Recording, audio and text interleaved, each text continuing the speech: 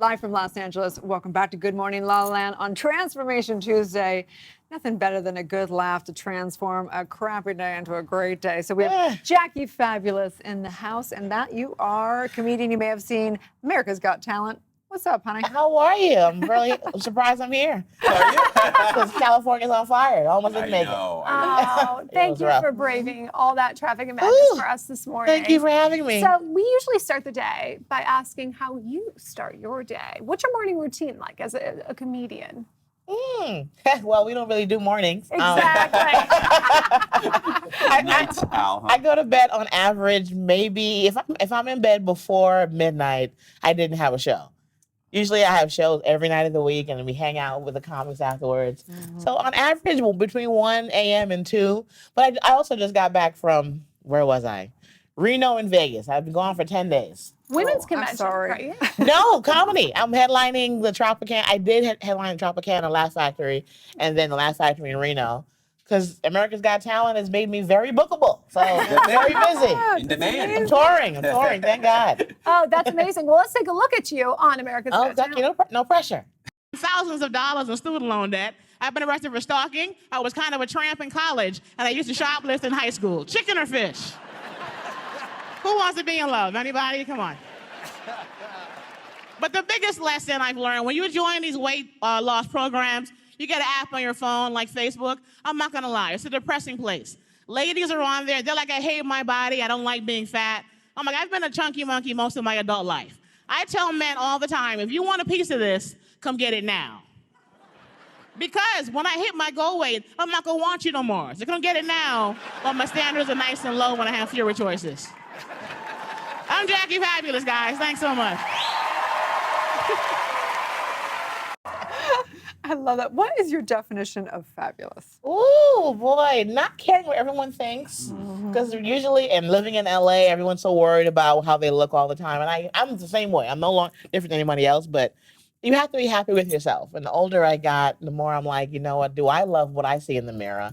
And honestly, if I look in the mirror now every once in a while naked, and I kind of giggle. I'm like, what is all this? This is a lot. But I don't get sad. I'm like, this is it. You know, somebody wants it. Somebody has had it at some point. When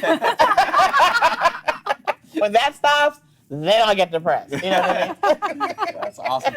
What inspired you to enter the comedy path? You know, it just boredom. I had really good paying corporate jobs. I went to law school. I worked with lawyers forever. It made good money, but the cubicle or the office or the window, it was just boring. I was just, after a 9 to 5, I still had a lot of energy. I remember I had this hot military boyfriend, and I'd go see him after work, and he was just the most boring. I had everything. He was hot. He had a beautiful son, a beautiful dog. It was perfect. And I'm like, I still am not satisfied. Yeah. Right? So I decided after work to do open mics to learn how to be a comic, and I figured out I had a skill. Right. So I left him, stayed with comedy, and did it after work for years until the comedy took over the 9 to 5, and I had to do that more than I actually. That's so interesting because we're talking a little bit about, everything from quarter century crisis to midlife crisis. And I think we have crises all the time. I'm going through one right now. We all are, right? Because I'm moving back to New York tomorrow. Oh, wow. I've been in LA, California/LA for 20 years. And I'm going back tomorrow. What's taking you to New York? My mother and aunt are, 70s and up. Shh, don't tell anybody. Okay. And I want to be around them. My father died 3 years ago. And New York is also a comedy mecca.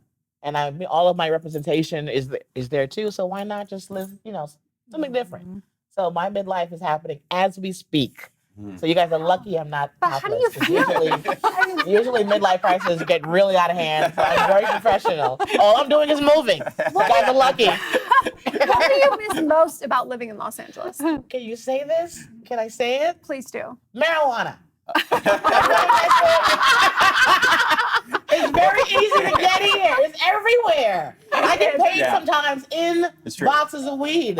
So all the companies around here want to sponsor, want you to help them promote their business. Right. So there's a show at the Comedy Store where it's sponsored by Speedweed. Hey, Speedweed. And they give you a shoebox of classy weed, not like, ghetto stuff. Good Classy stuff. stuff. Yeah. Sure. And money. So I'm like, in LA, and there's audience members, they're like, you want, they free. I mean, that's dangerous. Don't do that, kids. But I'm gonna miss the accessibility It of is very marijuana LaLa. everywhere. Yes. Everyone is high. That's why so much traffic. Everyone is driving Really slow. at 10, 15 miles per hour. I'm going to miss the laid back. You guys are so happy and the weather. And New York is kind of tense. You know, like I got to go Oh, to it work, is. got to make money. But what are you looking forward to most about moving to New York then? Bringing the weed. What do you mean? Yes. Honestly, the comedy clubs. Because you Yeah. really have to be a certain level of comic to be a regular paid at the clubs in New York. You got to be like Colin Quinn on your way to trying to be Okay. Chappelle level. But what So do you- that's my goal. But what do you do? Like, you're a comedian, you're out, you're like, okay, I've got somebody booked on Friday night, and you're like, mother effer, I'm in a bad mood today. Like, how do you put it on? Like, okay, like, is it always like just always funny, or is it sometimes like, why am I doing It's this the right only now? thing I care about.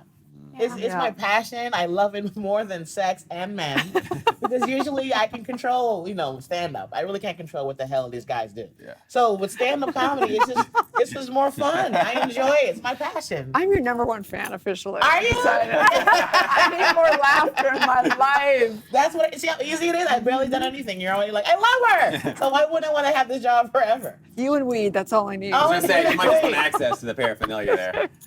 But I don't Joking. But I don't want to leave this part out. The stand-up comedy is my life, but I've been doing it for 14 years, and I'm also a keynote speaker comedically. Yeah. So I'm becoming a motivational speaker. I'm not becoming. I've been doing it for a while. I just got paid to do it in August.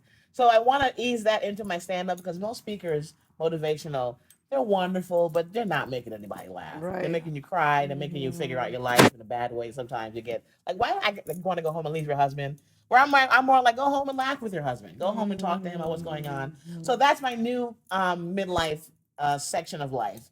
Midlife crisis, I guess you want to So call Jackie, it. what is then your message behind that? Like, what do you really want to empower women? The message is your flaws are fabulous. Because my fan base are primarily women. Thank you, ladies. And I did a keynote for the Women's Leadership Conference in Vegas in August, and it was thousands of women. And it's just watching them look at me when I'm talking, and they're like, me too. I relate to you. We're going through the same thing. And there's no color when you talk to women. There's no age. If you're a female, we have our own language. And when you sit around each other and you hear us complain, we're bitching about men and our bodies and our kids and our careers. And there's no color in that. And women, I think, in my opinion, have our own language. So I talk to them through my keynote speeches where I'm just like, the things you see in the mirror, they make you cry, but you can also laugh at it. That's why I say when I look in the mirror and I'm naked, it's funny. Like, where did it all go wrong? But it's still delicious. I love this. So where can I find more of your content? Online? You speak where? How can we I find just more of you? posted my most recent keynote speaking. That's not a word. We didn't have it. Keynote speaking reel is on my Instagram and on my website, JackieFabulous.com. My AGT sets are on there. My speaking reel is on there. My schedule, my day, and how to book me, because I really want to do that and ease out of the comedy club scene and ease more into corporate speaking, because that, a comedy club can hold about 300, but speaking to women and changing lives, that can be, an arena full of people. Wow. And that's the goal. Well, you are my new definition of fabulous. Yay, thank Amazing. you. We will Thank miss so you much. and La La Land, and we wish you all the best in New York. I'm going to be back every month, probably. I can't leave. You know why. Stay tuned. We'll be back tomorrow. Good morning, La La Land.